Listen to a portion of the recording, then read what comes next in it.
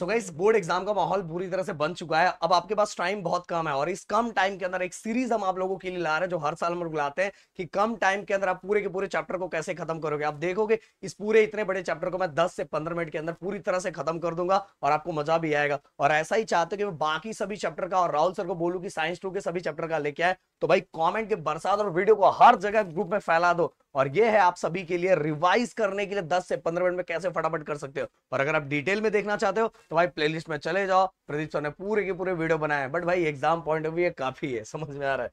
तो और एक चीज और दिखाना चाहूंगा, ये देखो एक पेज पे पूरा का पूरा चैप्टर खत्म। अगर आप चाहते हो कि ये पेज मैं आप तक पहुंचाऊं तो भाई मेरे को भी एक थोड़ा मोटिवेशन दे दो, जैसे पिछले साल वाले बच्चों को मैंने बोला था और उन्होंने एक झटके में कंप्लीट कर दिया था। इस वीडियो का टारगेट लाइक मैं 5000 रखता हूँ, 2000 कमेंट का। और मुझे लगता है ये ज्यादा टाइम नहीं लगाओगे, पिछले साल के बच्चों ने शाम तक पूरा कर दिया था। मुझे तो भाई आधे दिन में आप कर दो, मेरे अंदर और कॉन्फिडेंट आ जाएगा और बच्चे बहुत ज्यादा पसंद कर रहे हैं। तो चलो फटाफट फटाफट। सबसे पहली बात तो सर्कुलर मोशन क्या होता है। सर्कुलर मोशन गाइस, जो सर्कल होता है, सर्कल का ये सरकमफरेंस होता है। तो पार्टिकल सर्कल के सरकमफरेंस पे जो चक्कर काटता है उस मोशन को हम बोलते हैं circular motion. Motion of the particle along the circumference of a circle is called circular motion।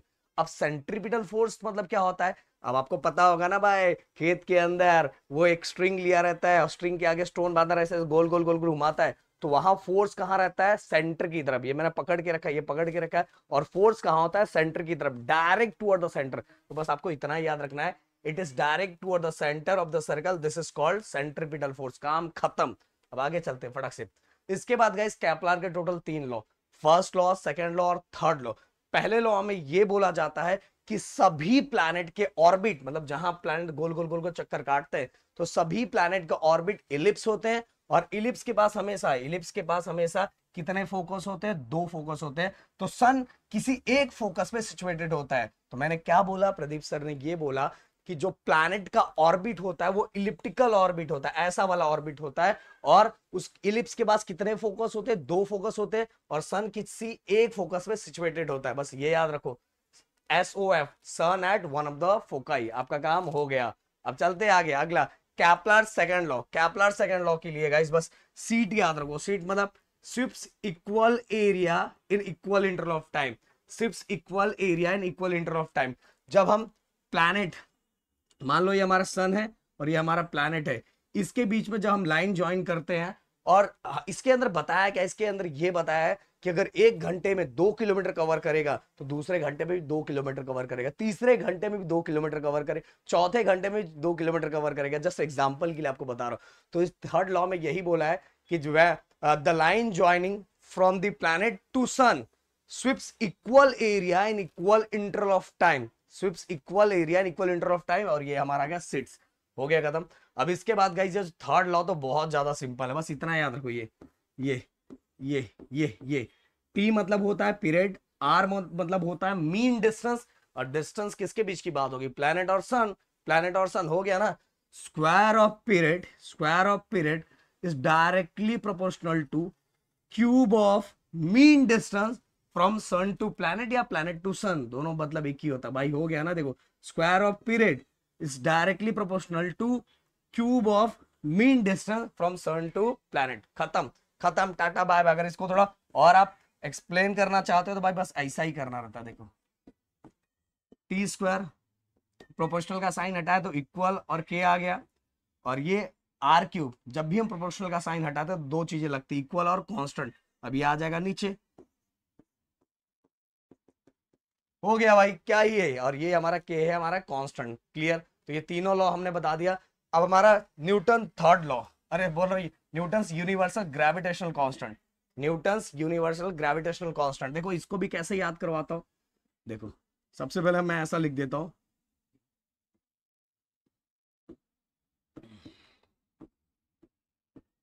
देखो।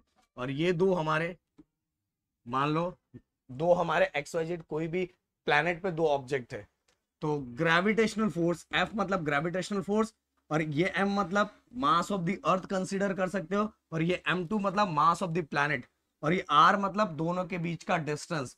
तो ग्रेविटेशनल फोर्स जो ऊपर ऊपर है उसको डायरेक्टली प्रोपोर्शनल बोलना, जो ऊपर और नीचे है उसको इनवर्सली प्रोपोर्शनल बोलना।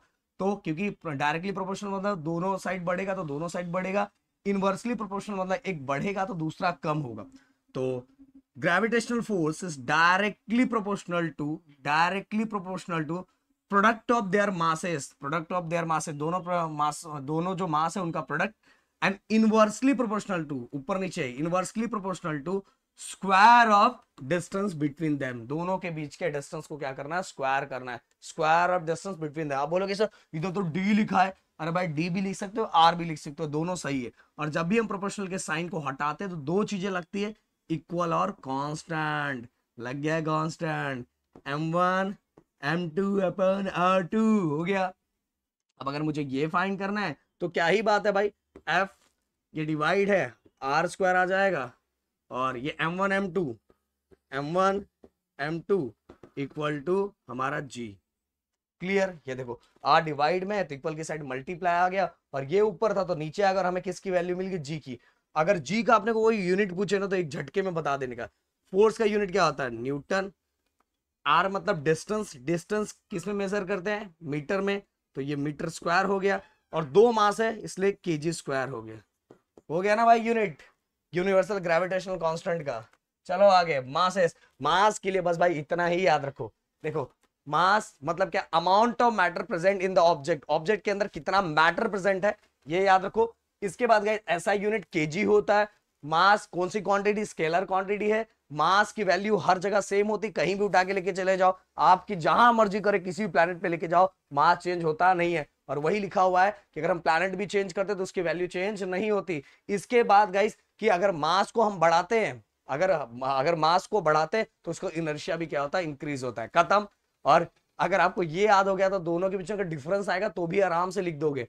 इसके बाद गाइस वेट, वेट एक तरह का फोर्स होता है, समझ में आ रहा है, इसीलिए इसका यूनिट क्या था, न्यूटन बाबा होते हैं। क्या होता है, न्यूटन बाबा, कॉमन में लिख देना न्यूटन बाबा। अब अगर मैं इसके सिंपल डेफिनेशन की बात करूं तो भाई ऐसा भी डेफिनेशन याद रख सकते हो, weight is defined as it is a product of mass and acceleration due to gravity, mass and acceleration due to gravity. और दूसरी बात देखो ये जी हर जगह चेंज होता रहता है, ऑन द सरफेस ऑफ अर्थ भी चेंज होता रहता है, बट हम क्या रहते हैं कि सब जगह सेम हो इसलिए कॉमन हम लेते हैं 9.8। बट इक्वेटर पे और पोल्स पे, अभी आगे देखने वाले, इक्वेटर और पोल्स पे जी की वैल्यू चेंज होती रहती है। इसीलिए गाइस वेट क्या होता है, ये तो मास तो सेम रहता है, बट जी चेंज होने की वजह से दोनों का कंबाइंड कैलकुलेशन की वजह से वेट भी हर जगह क्या होता है, weight place to place change होता है, मास नहीं चेंज होता, तो दोनों में डिफरेंस। तो जो हमारा वैल्यू ऑफ डब्ल्यू है वो क्या होता है, हर जगह सेम नहीं होता, और ये प्लेस टू प्लेस क्या होता है, चेंज होता रहता है। बस इतना ही काफी है। अब इसके बाद अर्थ ग्रेविटेशनल पोटेंशियल, अर्थ ग्रेविटेशनल पोटेंशियल में भाई बस ये याद रखो, और बाकी कुछ याद रखने की जरूरत नहीं है। अगर इसको थोड़ा डिटेल में देखना है कि ये कैसे आया तो मेरा डिटेल वाला वीडियो देख लेना, पर अब एग्जाम पॉइंट ऑफ व्यू इतना काफी है। इसके बाद वैल्यू ऑफ जी, अगर मैं इसका डेरिवेशन की बात करूं, दो आप सभी को फोर्स के दोनों फॉर्मूले याद होने चाहिए, मास इंटू एक्सेलरेशन होता है, बट हम यहाँ ग्रेविटी की बात कर रहे हैं इसलिए यहाँ एक्सेलरेशन ड्यू टू ग्रेविटी लेंगे। और दूसरा फोर्स अभी हमने पढ़ा G M M upon R square. अब दोनों को कंपैरिजन कर दे बाबा, चलो दोनों को कंपैरिजन करो, अगर ये दोनों सेम है तो ये दोनों भी सेम होगा, सेम कर दो, ये सेम कर दिया। अब ये स्मॉल एम कैंसिल, क्या बचा g equal to G M upon R square, और ये acceleration due to gravity away from the earth है, मतलब ये स्मॉल आर मतलब अर्थ से ऊपर। बट अगर मुझे on the surface of earth find करना, सरफेस ऑफ द अर्थ, तो इस आर के जगह पे मैं लिखूंगा R capital R plus H का whole square. But on the surface of earth है ना, इसलिए हाइट क्या हो जाएगा, अभी ऊपर नहीं गया, अर्थ के ऊपर ही है, तो ये हाइट क्या हो जाएगा, 0। और ऑन दी सरफेस ऑफ अर्थ के लिए एक्सेलरेशन ड्यू टू ग्रेविटी का फॉर्मूला हो जाता है आर और ये स्क्वायर। ओके, ये होता है अवे फ्रॉम दी अर्थ, जिसको हम ऐसा भी लिख सकते हैं या तो ऐसा भी लिख सकते हैं।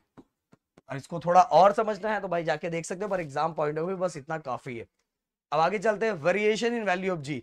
ये 3 पॉइंट आपको याद होना चाहिए, काम खत्म हो जाएगा। सबसे पहली बात आप देखो, ये यहां थोड़ा सा समझा देता हूं, वैसे तो अपने को खत्म करना है जल्दी। ये देखो ये एक ऊपर है और एक नीचे है, मतलब इनवर्स रिलेशन है, एक बढ़ेगा तो दूसरा कम होगा, एक बढ़ेगा तो दूसरा कम होगा। तो भाई इक्वेटर की बात करूं, इक्वेटर की बात करूं, ये देखो इक्वेटर पे डिस्टेंस ज्यादा होता है, ये देखो फिर से यहां लिख देता हूं मैं, चलो ओके, यहाँ इक्वेटर पे डिस्टेंस ज्यादा होता है तो एक्सेलरेशन ड्यू टू ग्रेविटी कम होगा। ये देखो इक्वेटर पे क्या होता है, कम होता है ना, और पोल्स पे क्या होता है, पोल पे, पोल की बात करूं तो पोल पे फिर से यहां मैं लिखता हूं, पोल पे डिस्टेंस क्या होता है, पोल पे डिस्टेंस कम होता है तो एक्सेलरेशन ड्यू टू ग्रेविटी ज्यादा होता है। इसीलिए इक्वेटर पे एक्सेलरेशन ड्यू टू ग्रेविटी देखो कौन सा साइन दिया है, less as compared to both the polls, दोनों पोल्स पे जी की वैल्यू क्या होती है, मैक्सिमम होती है। जी की वैल्यू इसलिए मैक्सिमम होती है क्योंकि वहां डिस्टेंस कम होता है, समझ पा रहा, और इक्वेटर पे डिस्टेंस ज्यादा होता है इसलिए जी की वैल्यू क्या होती है, डिस्टेंस ज्यादा इसलिए जी की वैल्यू क्या होती है, कम। तो ये सिंपल सा साइन, ओके, इक्वेटर पे कम और पोल्स पे जी की वैल्यू ज्यादा। अब यहाँ देखो एरो ऊपर लिखा है ना, जैसे जैसे हम हाइट पे ऊपर बढ़ते हैं तो वैल्यू ऑफ जी क्या होता है, डिक्रीज होता है। जैसे जैसे हम डेप्थ में जाते हैं तो वैसे वैसे वैल्यू ऑफ जी क्या होती है, ऊपर जाए या डेप्थ में जाए दोनों के टाइम वैल्यू ऑफ जी क्या होती है, डिक्रीज होती है, याद रखो, ऊपर जाए या डेप्थ में जाए वैल्यू ऑफ जी क्या होती है, डिक्रीज होती है। और सेंटर पे तो भाई जीरो रहता है, सही बात है कि नहीं। और इसको और अगर डिटेल पर एग्जाम पॉइंट ऑफ इतना काफी डिटेल में समझना तो प्लेलिस्ट में चले जाओ, प्रदीप सर ने बताया उधर। अभी चलते हैं आगे। एस्केप वेलोसिटी भाई बहुत सिंपल है बहुत सिंपल है। एस्केप वेलोसिटी मतलब सैटेलाइट को ग्रेविटी से बाहर निकालने के लिए, ग्रेविटी से बाहर निकालने के लिए जो मिनिमम वेलोसिटी रिक्वायर्ड होती है उसी वेलोसिटी को हम क्या बोलते हैं, escape velocity. The minimum velocity required for satellite to escape from earth gravitational field, earth की ग्रेविटी से बाहर निकालने के लिए जो मिनिमम वेलोसिटी चाहिए रहती है उसी को हम क्या बोलते हैं, एस्केप वेलोसिटी बोलते हैं। अब फ्री फॉल की बात करूं, अरे भाई फ्री फॉल याद रखो, कोई भी object under the influence of gravity अगर फॉल होती है तो समझ लो उसको फ्री फॉल बोल दो। बट ट्रू फ्री फॉल नहीं होगा, ट्रू फ्री फॉल कुछ और है, समझ में, ये एमसीक्यू बहुत बार पूछा गया। तो कोई भी ऑब्जेक्ट अगर ग्रेविटी के इन्फ्लुएंस में नीचे गिर रही है तो उसको क्या बोलने का, फ्री फॉल। एक दोस्त को फ्री फॉल कर दो चलो फटाफट। अब गाइस इसके अंदर क्या क्या पॉइंट रखना है, अब देखो ये पेन है, अभी मैंने पकड़ के रखा है, इसकी इनिशियल वेलोसिटी क्या है, इनिशियल वेलोसिटी जीरो है ना, तो initial velocity of the object is zero.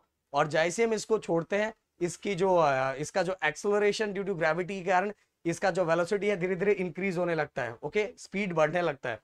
अब एक और चीज याद रखो, जब फ्री फॉल के टाइम जैसे मैं इसको छोड़ूंगा तो इसको बीच में अपोज कौन करेगा, अपोज कौन करेगा, एयर पार्टिकल्स, ओके, ये सभी क्या करेंगे, इसको अपोज करेंगे ना, इसीलिए इसकी स्पीड क्या होगी, धीरे धीरे कम होती जाएगी। During the free fall frictional force due to air oppose the motion of the object. Frictional force, frictional force मतलब जो बीच में एयर पार्टिकल सब रहेंगे इसको अपोज करेंगे, इसलिए इसकी स्पीड धीरे धीरे कम होती है। अब true free fall is possible only in vacuum. True free fall किस में पॉसिबल रहता है, वैक्यूम में पॉसिबल रहता है बस भाई, क्योंकि वैक्यूम में एयर नहीं रहता ना, और एयर अगर नहीं है तो भाई इसकी स्पीड कम नहीं होती ना, क्योंकि इसको अपोज करता है, फ्रिक्शन करता है एयर के पार्टिकल जो रहते हैं। तो भाई बस इतने पॉइंट याद रखना है। इसके बाद ये तो सेकंड आ गया, तो इसके बाद ये पूरा पूरा खत्म। अगर आप चाहते हो भाई ऐसे ही एकदम कम टाइम में रिवाइज करने के लिए सर पूरी की पूरी चीजें लाए तो भाई वीडियो को जहां तक पहुंचा सकते हैं पहुंचा दो। मिलते हैं नेक्स्ट वीडियो में, thank you so much guys, जय हिंद एंड जय महाराष्ट्र दोस्तों।